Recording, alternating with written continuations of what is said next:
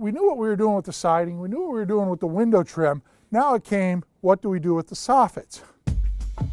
Hey, welcome back to the Build Show Network. We're out here at that ranch remodel. I'm Steve Bazek, I'm the architect on this project here.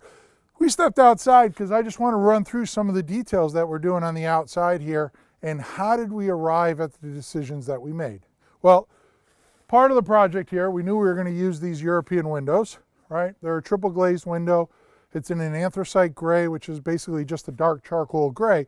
But one of the things to notice about European windows is those profiles are pretty sizable, right? They're not the size of our typical domestic products. So in a large window like this, it's hard to understand that exactly how big that is because it's spread across a 13-foot window.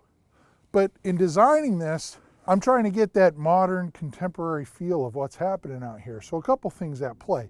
One, the placement of the window was flush with the face of the wall.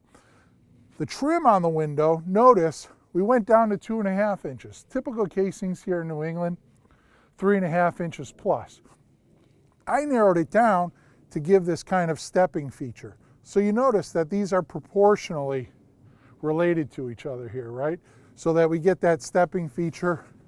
On the outside here, you might have caught my video at IBS where I toured the Burrell booth and we talked about Burrell. Well, here's one of the projects where we're using it. This is a fly ash siding, right? This is in a beveled cove.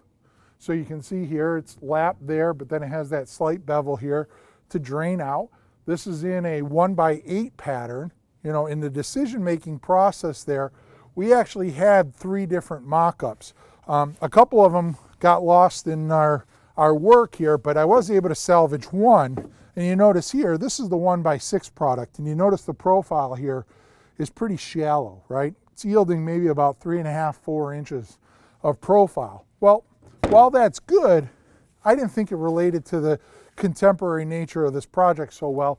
So we bumped up to the 1x8 to yield more of about a 5.5, 6 inch profile here. I think that works a lot nicer. You notice that by bringing that window out flush, setting that trim, we get a relatively flush feature here.